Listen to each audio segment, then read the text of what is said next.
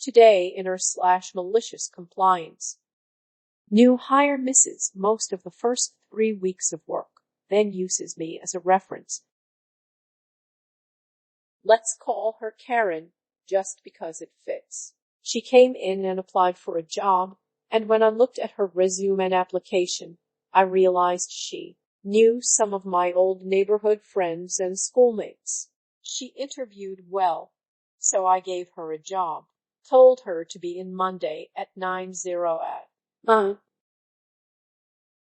Monday morning, she is not in, she no calls, no shows. Tuesday, no call, no show. I had now written her off. Wednesday, she shows up about noon. Claims she was in her basement Sunday night and her brother was working out and he accidentally knocked her out during his intense workout. She claimed her doctor told her she had a concussion and she should stay home for a couple days. She had no doctor's note, no marks on her head, but thinking her story was so off the wall it could almost be true, I let her come to work the next day. She worked Thursday and Friday. We paid at the end of every week and I gave her a check Friday. I also did not deduct the days she missed. She came to me and asked about the full paycheck. I told her we were a family business and realized people had lives outside work. He tried to make sure people knew they were appreciated and tried to take care of our people. She teared up and thanked me and said we could count on her. She worked the full next week, did all. She seemed to fit in. The third week, she showed up Monday, but Tuesday was another no-show, no call. We did not hear from her for over 2 weeks. When she finally showed up, her story was the stuff of legends. She claimed her husband had forged divorce papers a couple years previous. Thinking she was divorced, she moved back into her parents' house. She claimed her ex-husband was at her parents' house when she got home the last night she worked.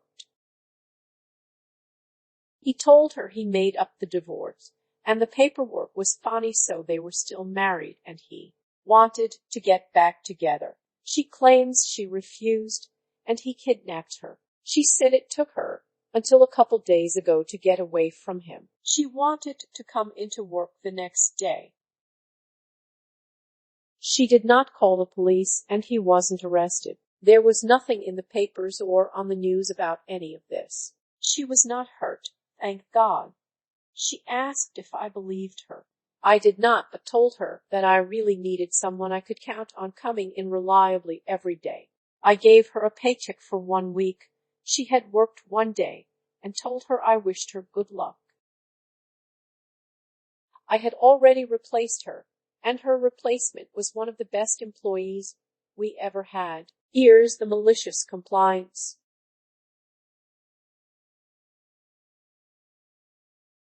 The next month, I come into a phone message that someone from company called for a reference for Karen.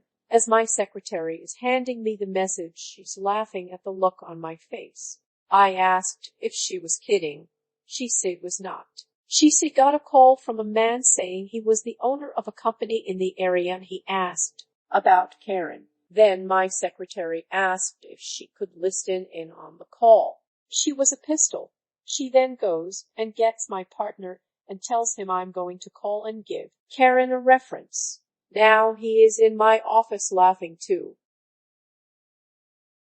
I call the guy and we make some small talk. I tell him what we do and he tells me what he wants Karen to do for him. I tactfully avoided answering any of his questions about Karen directly. I think he was beginning to suspect something.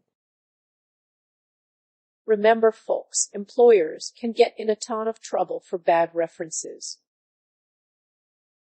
He finally asked my opinion of Karen, and what I said was, if you can get Karen to work for you, you will be very lucky. He heard what I said and how I said it. He repeated that back to me exactly as I said it. All my words were the right ones. It was my tone and intonation that got my point across. He thanked me and hung up. Karen comes into the office a couple days later. She looks mad but is trying to be pleasant. She told me she is having trouble finding a job and mentioned she has used me as a reference. She wanted to know if anyone from this company has called me. She knew they did. She told me she really wants the job at this company. I told her I had been called and then I told the guy he'd lucky to get her to work for him. My secretary confirmed that's what I told him. She told him she was right next during the whole conversation. Karen smiled and thanked me and headed to the door. She said she wondered why she was having so much trouble getting a job. She asked if she could continue to use me for a reference, and I told her absolutely. I also told her I'd tell everyone the same thing, that any employer would be lucky if they can get you to work for them. She walked away smiling, happy, and clueless. Told your neighbor Karen takes advantage of our company with outrageous claims, then uses us as a reference. We get our point across with creative wording. Karen continues to use us as a reference and was clueless. We protected fellow business owners. Thanks for listening. Don't forget to like, subscribe, smash the bell, and whatever else our YouTube overlords require nowadays.